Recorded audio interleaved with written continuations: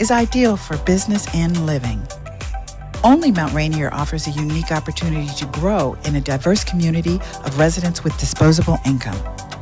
Mount Rainier has been a regional destination for organic and locally sourced produce since 1965. It is home to at least 84 successful businesses, several of Prince George's County's top cultural institutions, and a thriving community of over 200 world-class artists. Only a 15-minute drive to downtown Washington, D.C., the city of Mount Rainier is a beautiful city with tree-lined streets surrounding attractive homes, more than 16 parks and playgrounds. The average closing cost for their homes is over $356,000. From farm-to-table restaurants to performing arts studios, residents enjoy a vibrant living environment. With a commitment to economic development, sustainability, historic preservation, and arts and culture, Mount Rainier represents the cultural diaspora of the world. Our motto is winning through collaboration, so come and take part in the Mount Rainier experience.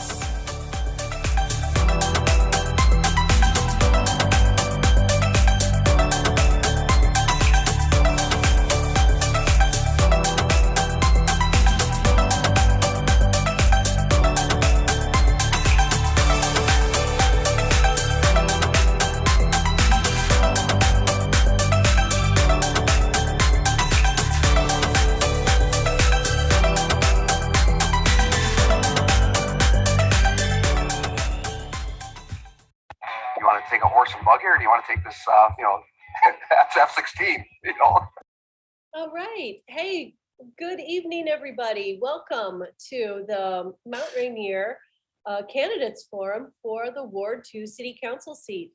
My name is Brooke Kidd. I'm the director of Joe's Movement Emporium and a proud board member of the Mount Rainier Business Association. And for a number of years, the Business Association has hosted a candidates forum as a way to get to know our leadership and to meet the residents who are willing to serve on our city council. Tonight, I am so happy to have two people that have been active in our community that are up for election. Recording in progress. We have Tony George and Valerie Woodall. Tonight's forum will be moderated by Rhett Butler. He is a creative entrepreneur and a consultant with the Mount Rainier Business Association. Thank you so much, Rhett, for your moderation. And supporting it is Desiree DuBose, an artist, a community activist, an advocate. So the two of them support the Business Association and so many other projects and programs around the city. So enjoy this forum and thank you for being here tonight.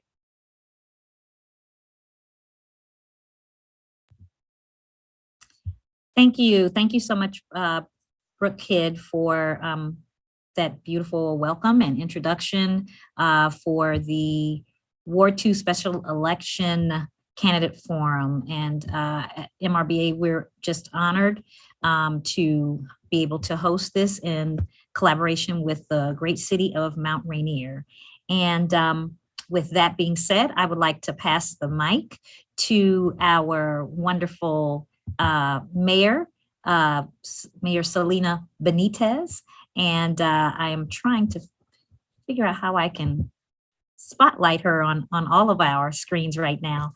But welcome, Mayor and City Administration, and we're just glad to have you here. Thank you for having us. At the same time, a big thank you to Mount Rainier Business Association for every election hosting this forum. It's a very important forum that every single one of us has participated at. So on behalf of the City of Mount Rainier, I want to say to everybody that's watching and hearing, you're ready to hear two great candidates, Valerie and Tony. And don't forget to go vote April 25th at the Nature Center. It is important we become active participants and ask the various questions you need to hear. And both of the candidates will also share their contact information. So you also will reach out to them after this forum. But ask the questions you need. Remember, they are the people that will be sitting and the desk right behind me right here and taking decisions that will affect or benefit the whole entire city. So I'm eager to hear from both of them. I wish them both plenty of luck. And to our residents, thank you for tuning in. And MRBA, it's wonderful to be partners with you as well. Thank you. Thank you so much, Mayor Benitez. We are honored to have you with us this evening and always very grateful for your support of MRBA and the city of Mount Rainier as a whole. I'm not sure if our Ward 2 Councilmember Jared Stolzfus is here. I'm here. Maybe. Can you hear me?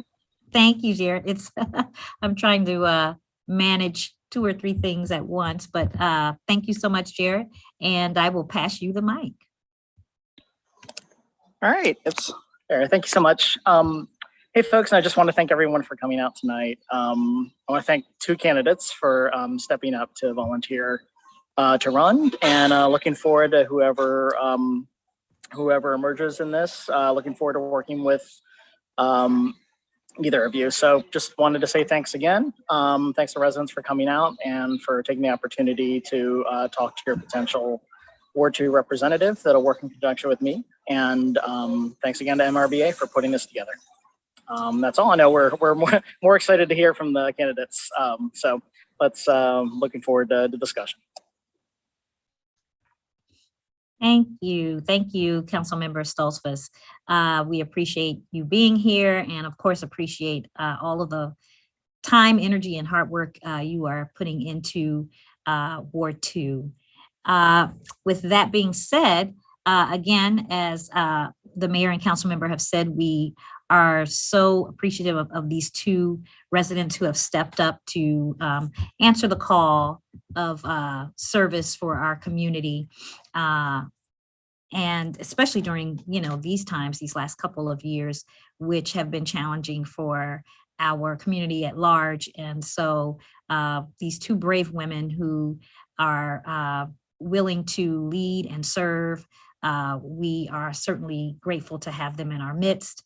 And with that being said, I'm going to pass the microphone and the camera to Mount Rainier Television to share our candidate video with you. Candidate's Corner is what we call it. And let me see here.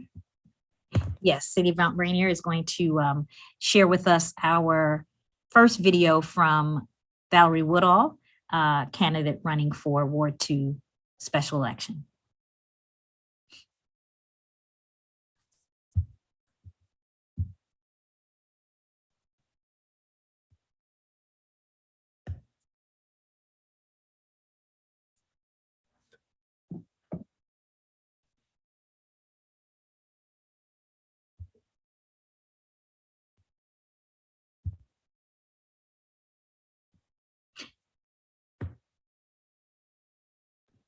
Hold on one second.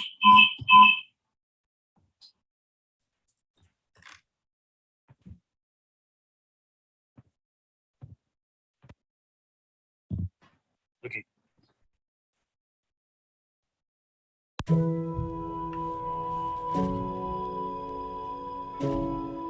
Hello, my name is VALERIE WOODALL, and I'm running for Ward 2 City Council. So I'm a candidate in the election on April 25th. My husband, Timothy, and I have lived in Mount Rainier now for over 10 years. We live with our dog, Buster Brooks Woodall-Meyer, and our 2 children, Sienna and Dean, who both attend Mount Rainier Elementary School.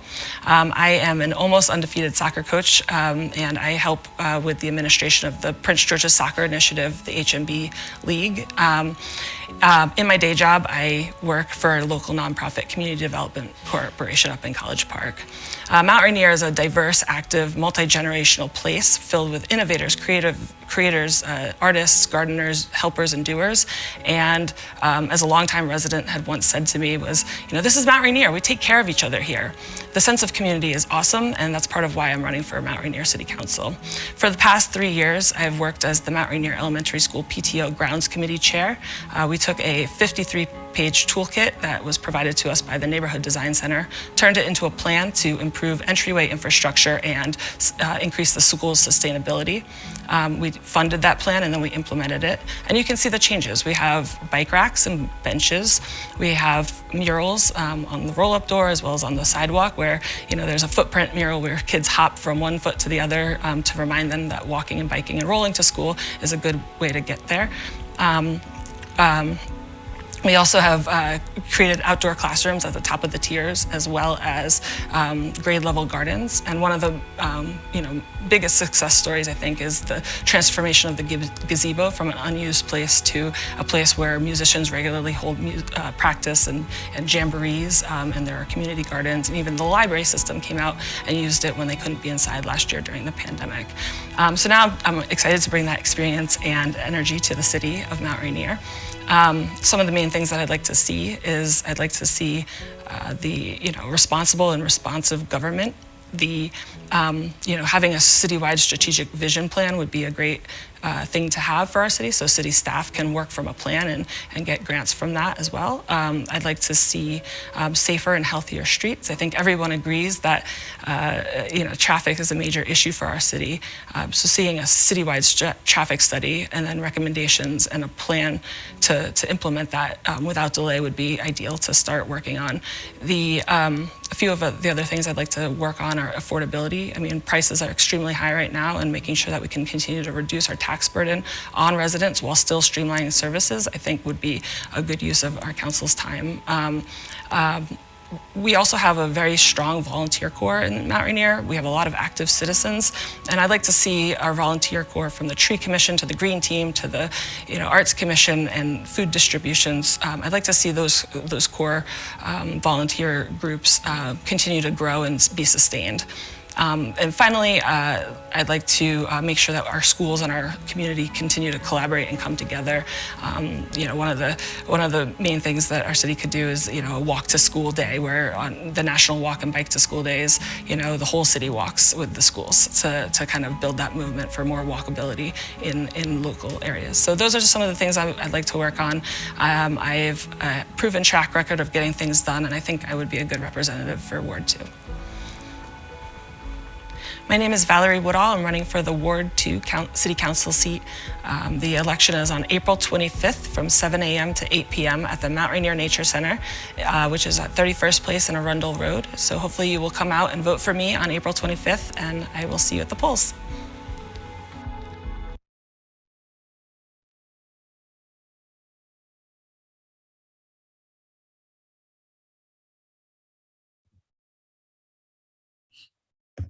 Thank you. Thank you so much, Mrs. Woodall. Thank you for, and Mount Rainier TV for sharing that video with us. And I do believe it will continue to be available on the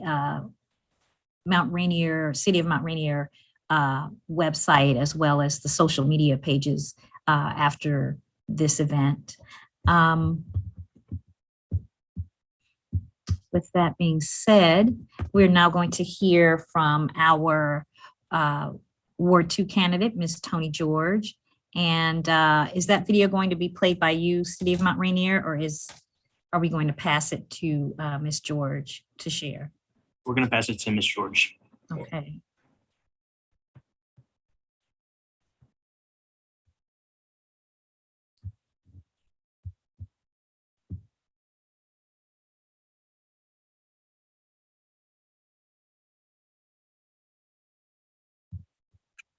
I am still having some technical difficulties. I want to go ahead and just read my statement, if that's okay.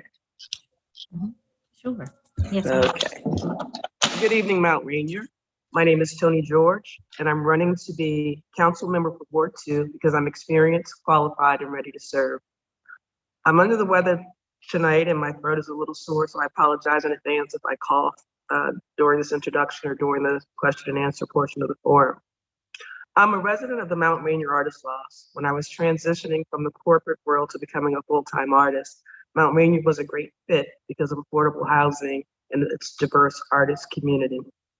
I'm an artist, a union carpenter with a specialty local that builds exhibits for trade shows and conventions. I'm a union organizer and a community activist. My community and activism are very important to me.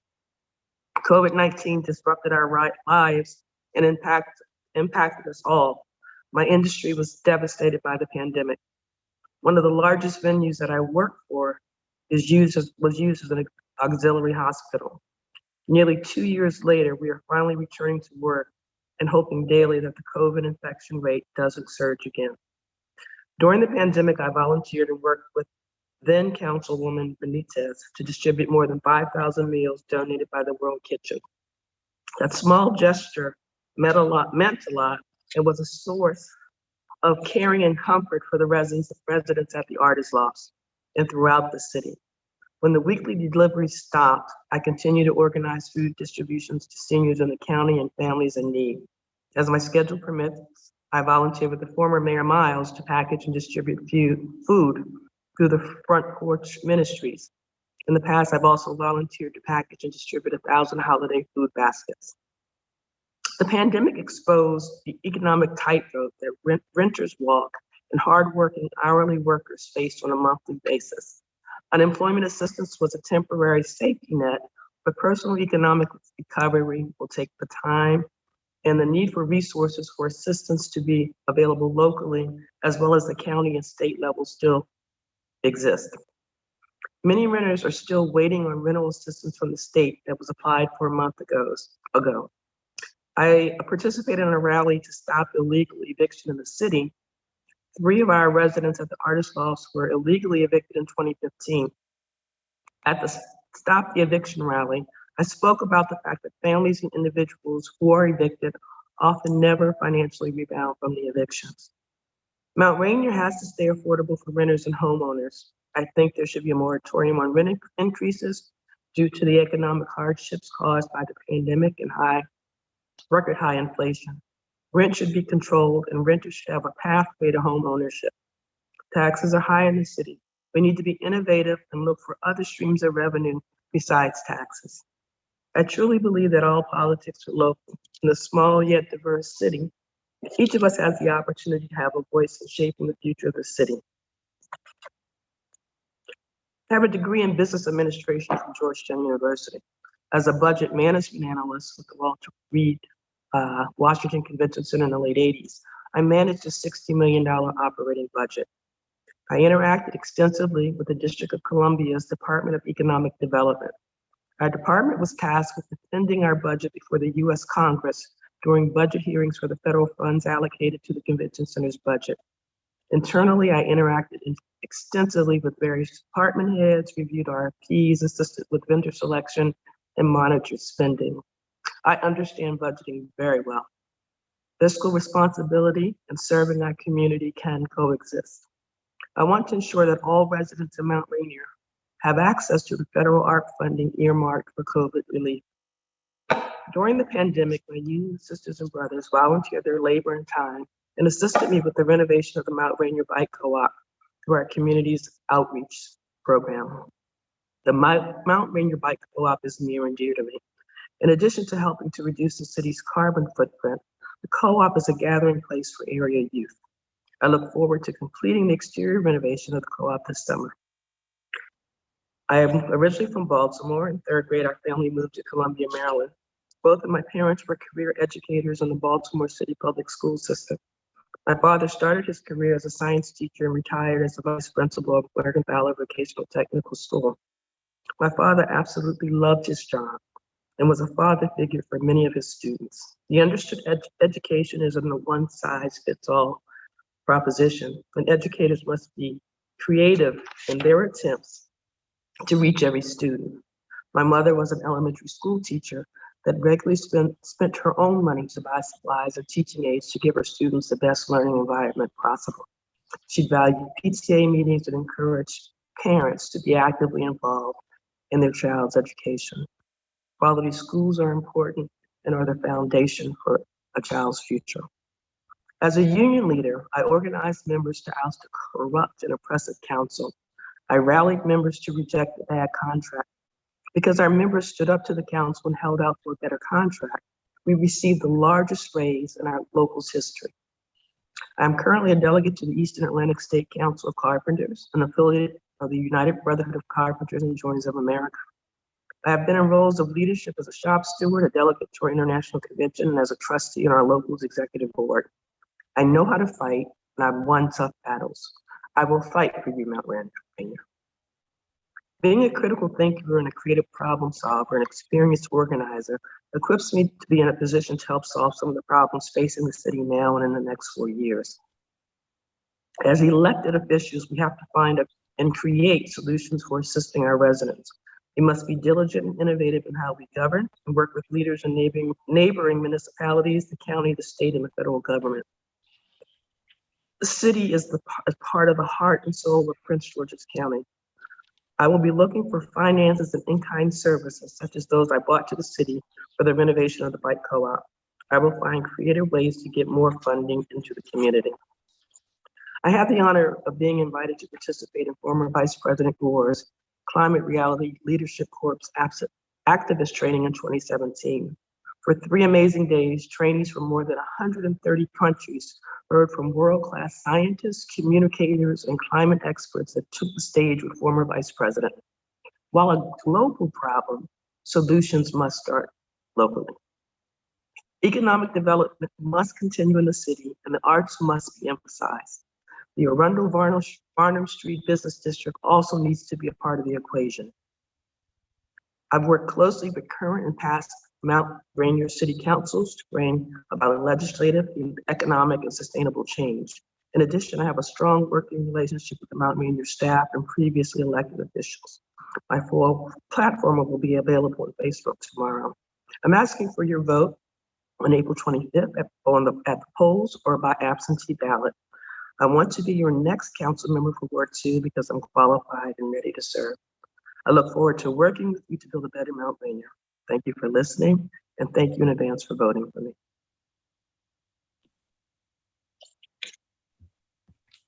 Thank you for sharing your platform live with us, Ms. George, especially considering that you are under the weather right now. So we appreciate you sharing that with us in such a personal way. And again, Ms. Woodall, we thank you for taking your time to go over to City Hall and record your platform earlier today.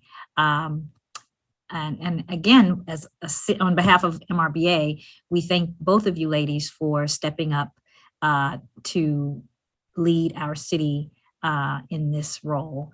I am going to pass the mic now to our communications advisor, consultant, Mr. Rhett Butler, who has received some questions from residents prior to today. And we also want to invite those who are here to place your questions in the chat.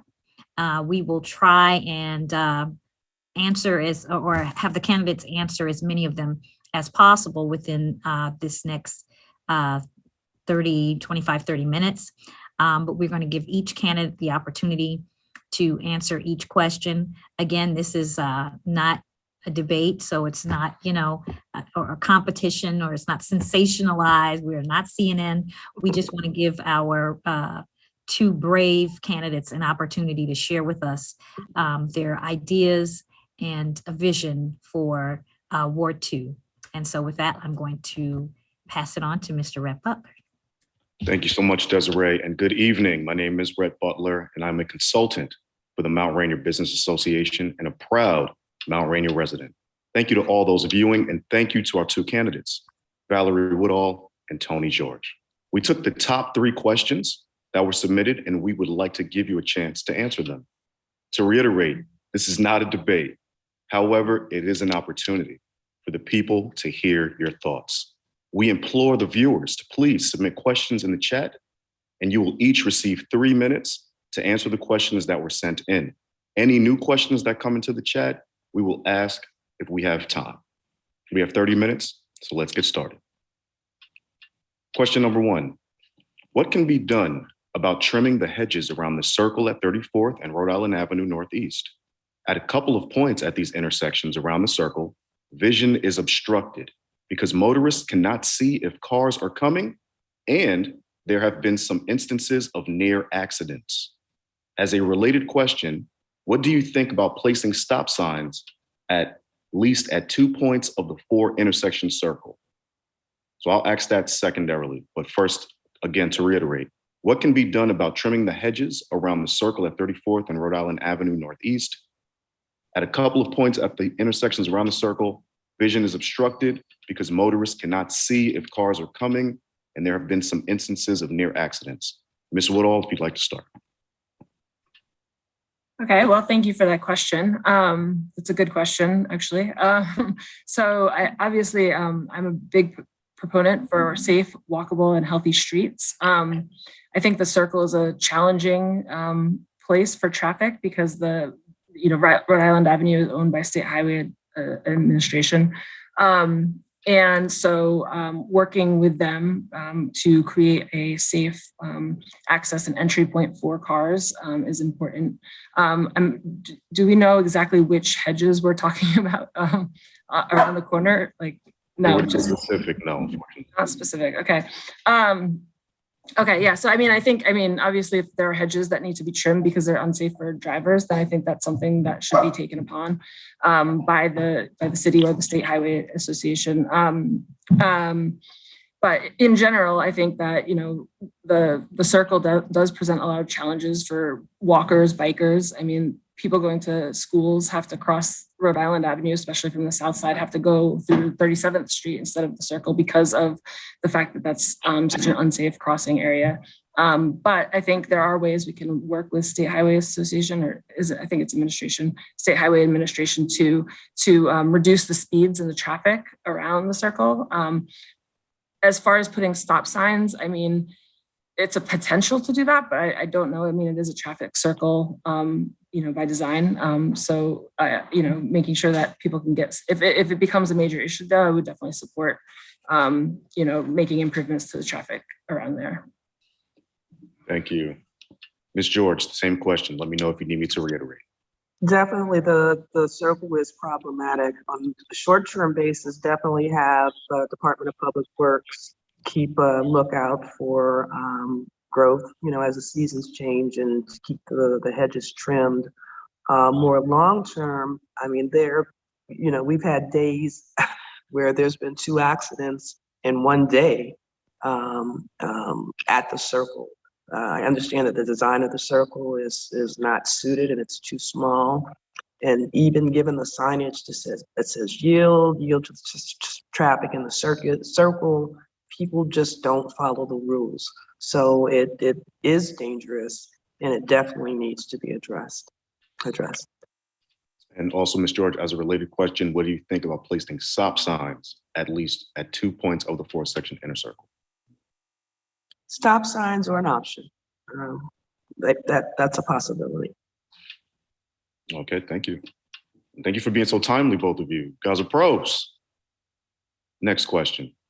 What will be done about notices to businesses regarding street work being done? In the past 2 weeks on 34th Street, there has been a series of street operations that have included digging up parts of pavement and road and loud noises and street obstructions during business hours. Of course, 34th Street is within the main business district for Mount Rainier, and notices to commercial and residential occupants in the area should always be given prior to work being started.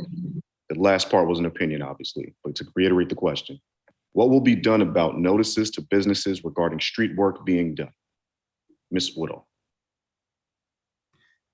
Well, I believe that some of that work was being done by WSSC, which is a little bit hard to pin down in terms of notices, both to residents and to businesses. When I first moved into Mount Rainier, about 2 years in, I was home with my baby daughter, and Bunker Hill was being completely improved with water drainage. And, every week there was a new company coming in to cut down, to come and cut the street, and it was dusty and terrible. And so I sympathize with business owners who would see that coming without any notice and not knowing what was happening. So I think some of what can happen is that there should be improved communications. So as soon as any utility is coming into the area, city council and city communications need to go out to local business owners. I think that's the number one way to make sure that business owners know about it. I mean, when you have our Mount Rainier, it's our downtown core, in the 34th Street District. I think, making sure that there's ample notice to customers and to the businesses is in key. I think, in terms of other business areas, the Arundel Road area, that area has just been torn up for the last couple of years with the Army Corps of Engineers fixing that area. So I think, notice to all business owners is really important well in advance. And I think that can be done through streamlining of communications from utilities to Public Works to City of Mount Rainier businesses and residents. Thank you so much. Ms. George, and let me know if you need me to reiterate the question. I think there needs to be better communication between the city manager and the utility companies that are coming into the city to do work. It's not unreasonable to expect at least a couple of weeks' notice.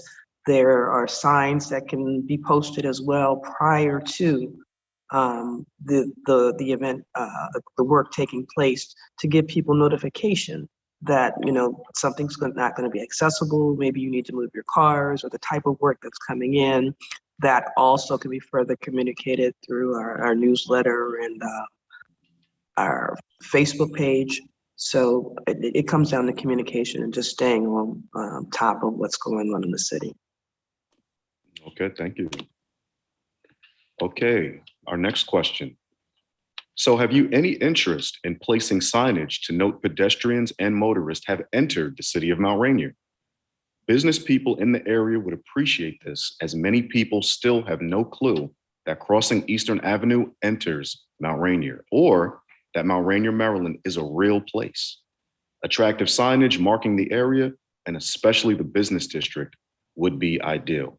Again, the question, so do you have any interest in placing signage to note pedestrians and motorists have entered the city of Mount Rainier? Mrs. Woodall.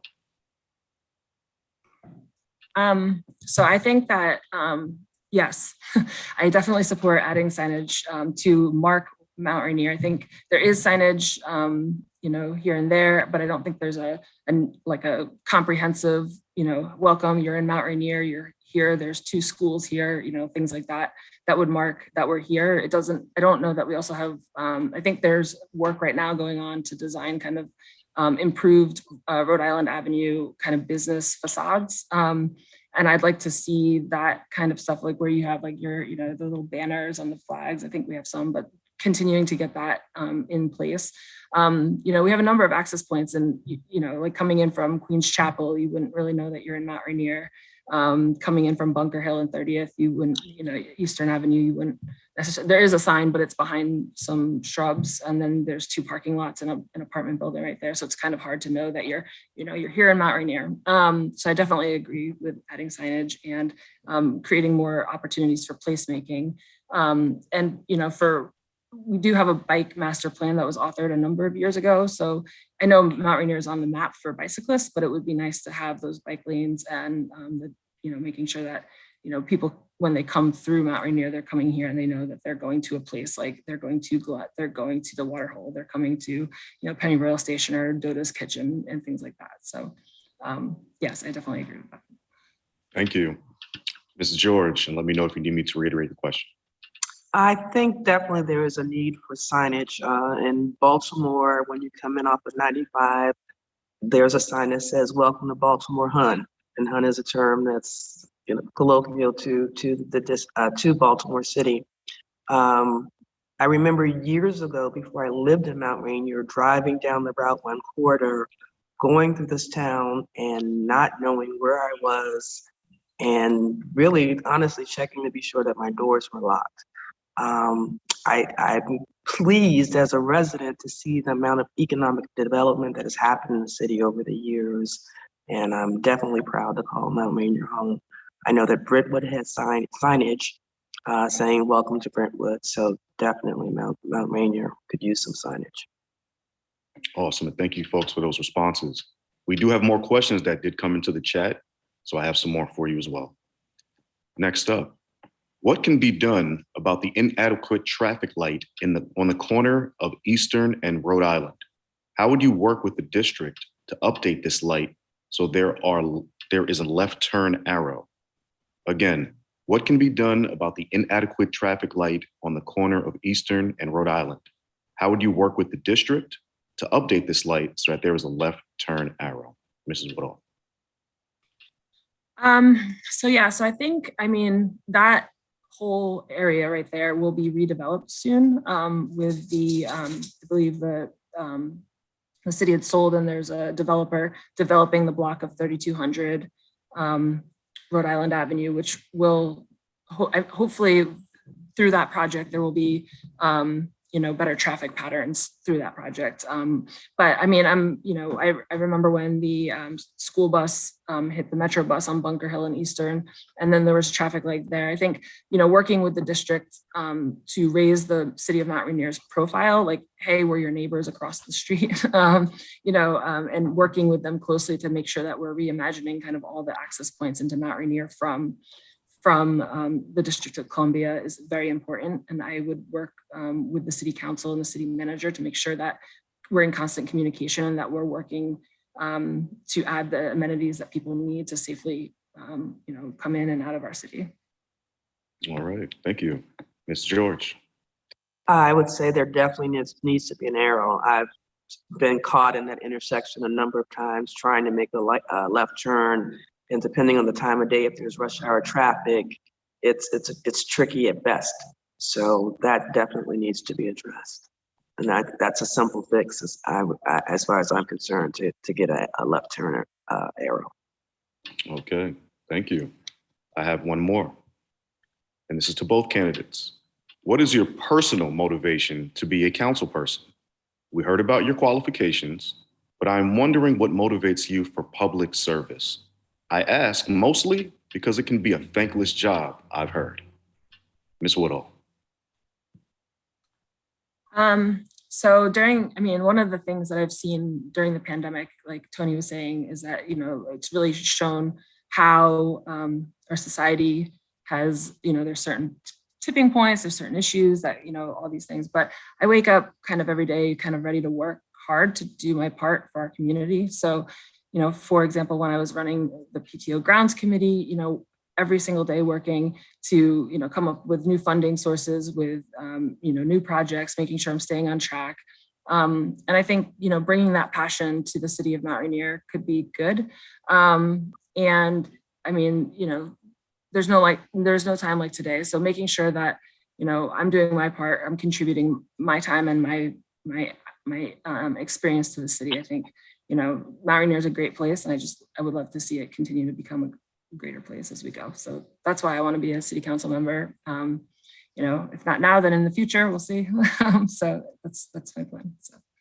Thank you so much, Mrs. Woodall. Ms. George. Well, being off when the pandemic gave me time to get more involved in the community, and that's something that I cherish. Growing up in Baltimore City, we knew all our neighbors. When we moved to Columbia, I knew every neighbor on our cul-de-sac. Everybody spoke. If you were walking down the street and you saw a stranger. So I love the sense of community that's here, and I think that that's the basis for building a stronger Mount Rainier. That we, at a grassroots level, at a local level, have the ability to affect the change that we want to see in the city. And that's done through community. Thank you so much, Ms. George. We have another question, and this is a good one. Will you declare an official pronunciation of Mount Rainier? There's many derivations of how to say this city's name, but again, will you declare an official pronunciation of Mount Rainier or Mount Rainier? Ms. Woodall.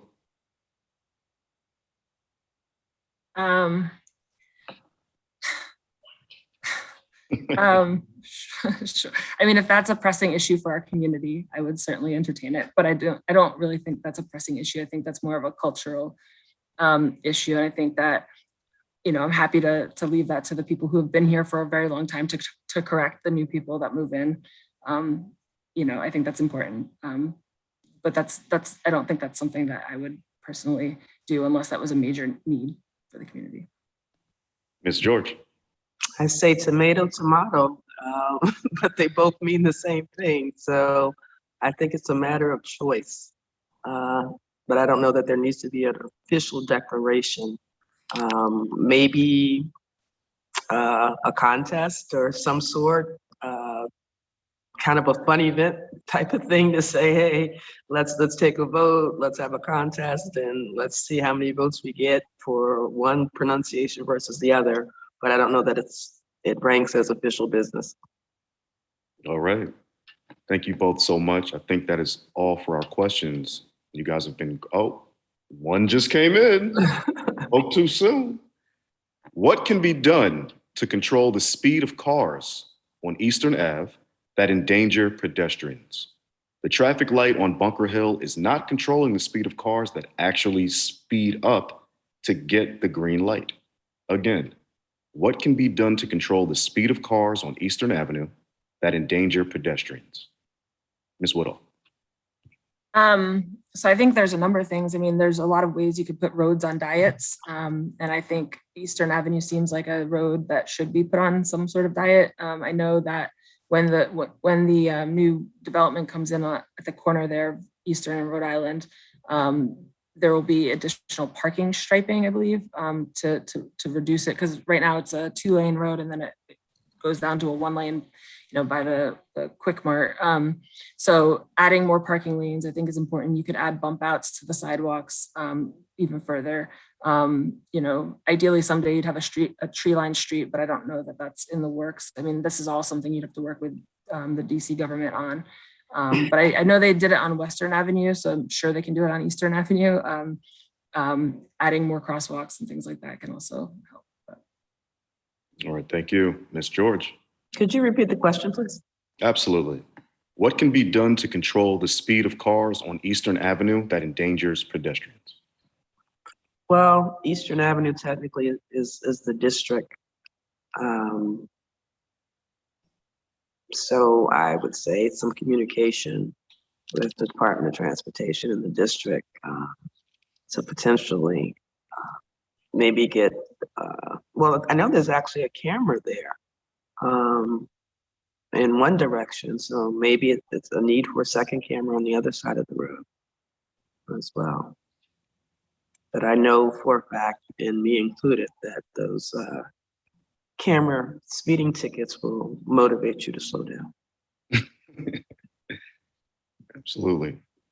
Let me check to see with our team if there's any more questions.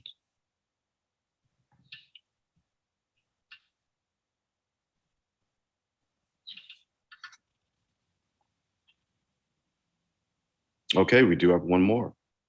Do you have any suggestions for the ARPA funding? Again, do you have any suggestions for the ARPA funding? Mrs. Woodall. Yeah, I mean, so yes, I think the city council is currently budgeting out and providing funds, but I think some of their funds are going to housing, some of their funds are going to businesses who have had trouble during the pandemic. Some of the funding is going to schools, to local schools for outdoor classrooms. And so I think those are kind of the things that they're currently allotting for the ARPA funding. Thank you. Ms. George. I know that there were a number of listening sessions for residents to give their input. I think we definitely need to be responsive to the needs of our residents that were hardest hit by the pandemic and have a true need for those funds. I'm all for entrepreneurship and economic development, but there are some other issues that are pressing, some issues of survival that some of our residents are facing. So, we got the first wave of funding months ago, and we've been a little slow in terms of allocating and dispersing that money. So I think we really need to be inclusive and take a hard look at who's most in need and who will best be served by that funding.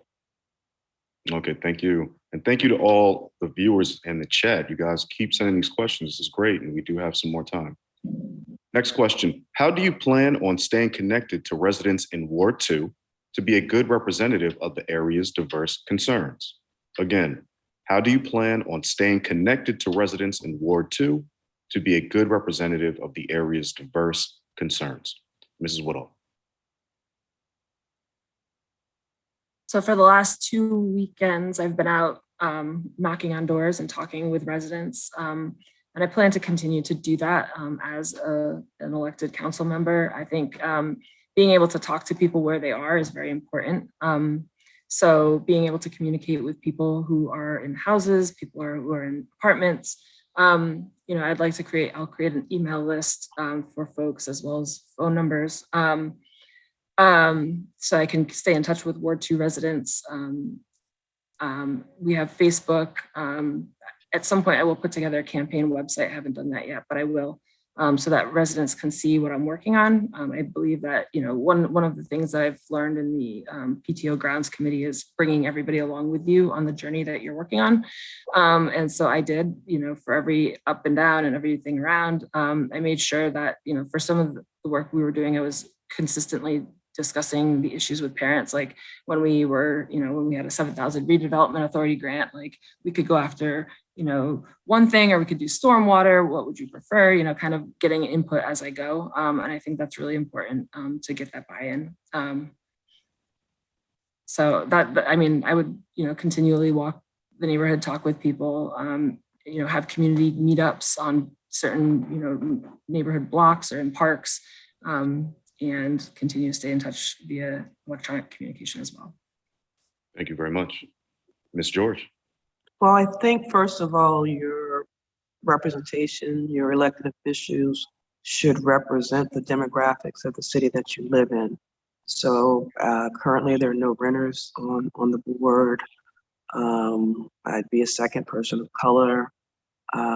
So I think that's a start number one, that you have to be at the table, have a seat at the table. Social media, there's monthly, quarterly listening sessions to get feedback from residents.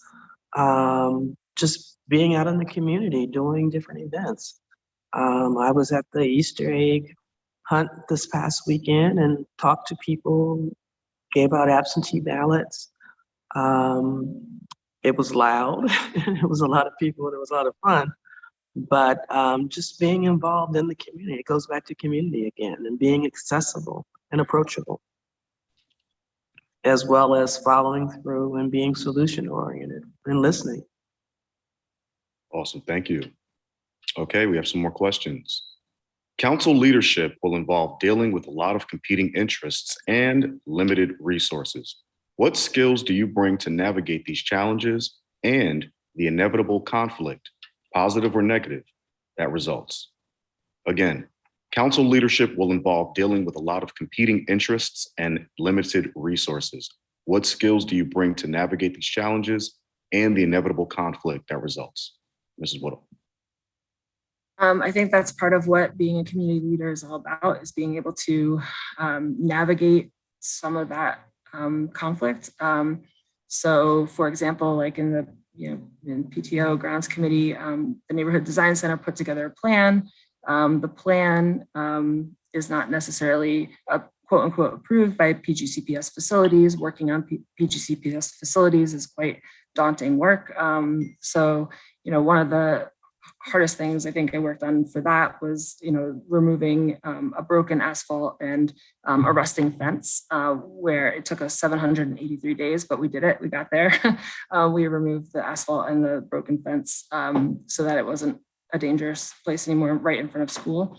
But I think that's what I do in my day job. I work between a rock and a hard place frequently, where, you have all these great plans, you have to get them funded, you have to work with, community leaders and funders, and bring people together in order to navigate some of the harder challenges that our city will face. Thank you. Ms. George. Well, not everybody's going to agree on everything all the time. That's just the nature of the world and life. But I do think it's important to be respectful of different opinions, and it's okay to agree to disagree. That we don't ever have to be rude and disrespectful. And I've seen that in past councils on the meetings, and I even wrote a letter to a particular council member to say I thought it was a little over the top. But just again, remembering that we're there to serve, that we represent our constituents and their concerns and their needs. And it takes three council members to pass a resolution or make a decision, so that may require working, with someone from Ward 1. So again, we're there to serve the city and its residents. Thank you. Okay, we have time for one more question. We have had a number of initiatives over the years to improve the commercial district to enhance our lives, walkability and tax base, to draw visitors, have items we want, and make things appear more appealing. While we have had some progress with the wine bar, Penny Royal, Doers, we still seem to struggle in other places.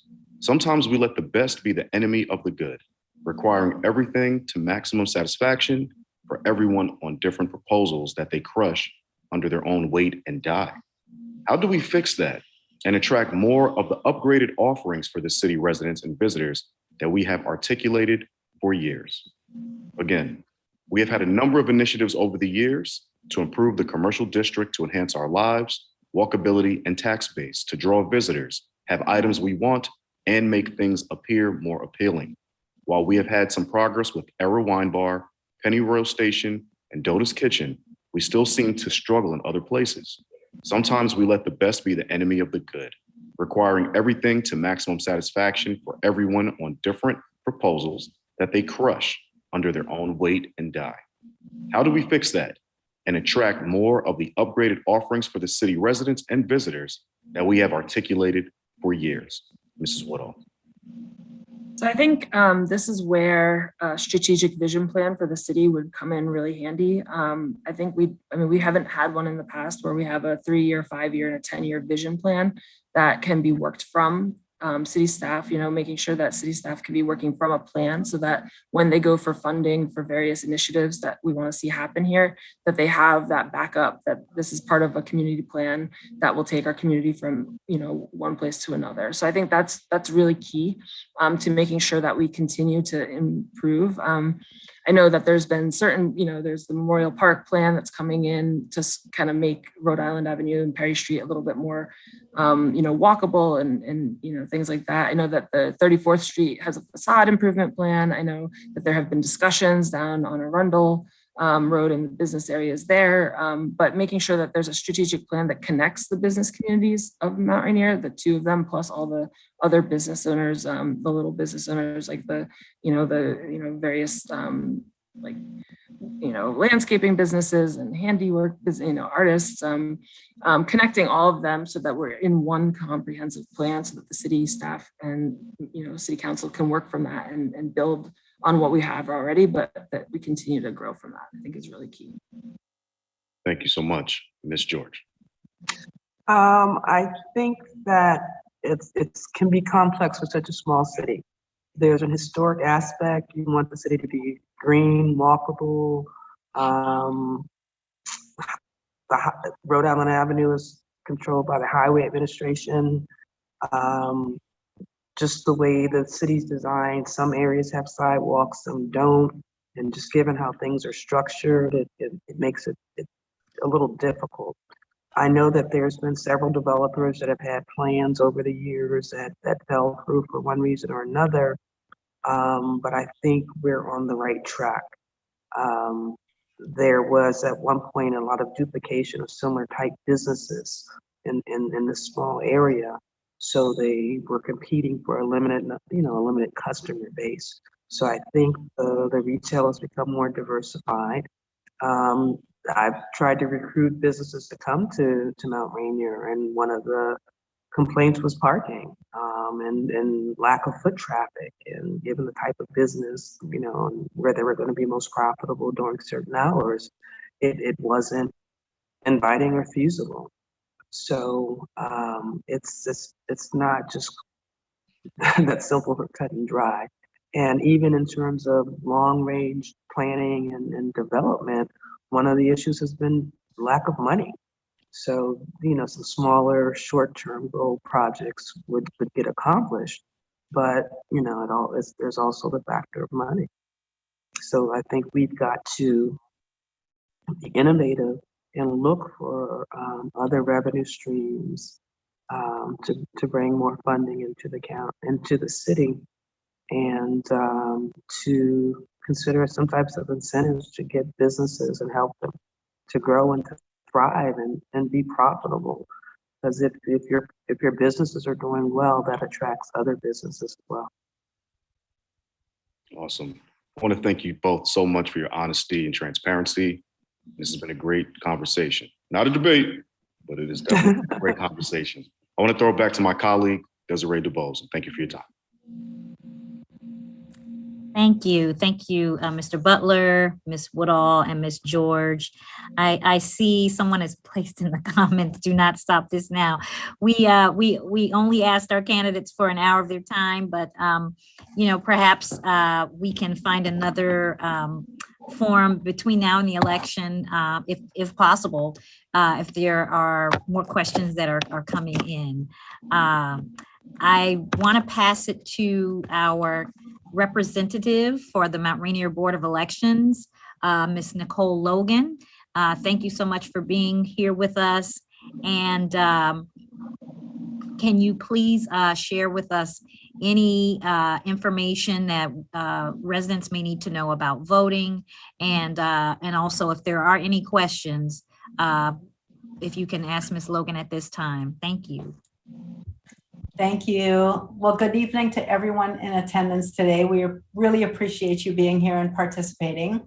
My name is Nicole Logan, and I'm the supervisor of your Mount Rainier Board of Elections. So first, let me say, Ms. Woodall and Ms. George, thank you both for answering the call. It takes courage and commitment to serve, and I applaud you both for your decision to serve our great city. I know a decision you didn't make lightly, and so we all appreciate you being here and participating in supporting. MRBA, thank you. As soon as I start talking. MRBA, thank you for hosting this wonderful event. You've always been a tremendous partner in hosting, and this year is no exception. So regarding the elections, to close out this segment, I'd like to remind everyone in Ward 2 that you can complete and submit your request for an absentee ballot until Monday, April 18th. So following Monday, there's a copy of the application in the message that was delivered to Ward 2 this week, or you can obtain a copy on the city website or at City Hall. And then, of course, the most important election day is on April 25th at the Mount Rainier Nature Center, which is at 4701 31st Place at the corner of 31st and Arundel. Polls are open from 7 a.m. to 8 p.m. Only registered voters from Ward 2 can vote in this special election. And of course, if there are any questions at all, contact City Hall or your Board of Elections. And again, I just want to say thanks to everyone who joined in the forum today and participated and asked questions. We have two amazing candidates, so looking forward to seeing everyone at the polls. I just wanted to say, I know that there are some people that still had questions, and I know we're limited to an hour in this particular forum, but if you want to make the questions available and give us contact in terms of how we can get in touch with the person that's asking the question, I'm definitely willing to do that.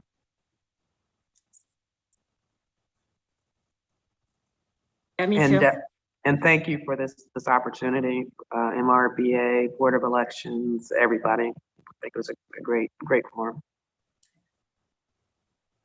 Thank you. Thank you to everyone here, especially our partner, the City of Mount Rainier.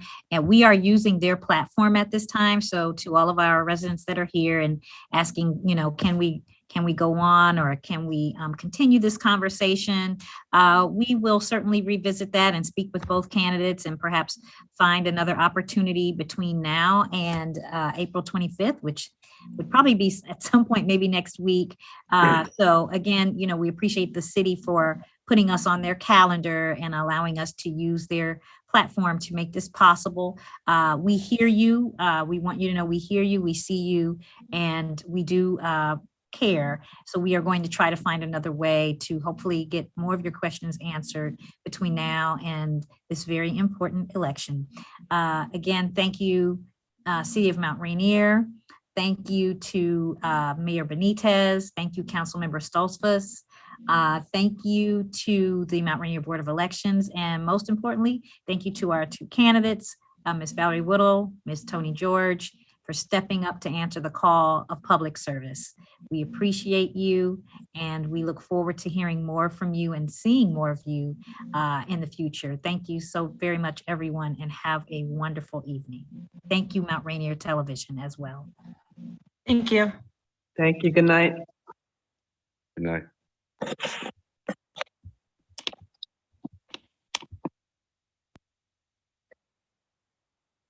Recording stopped.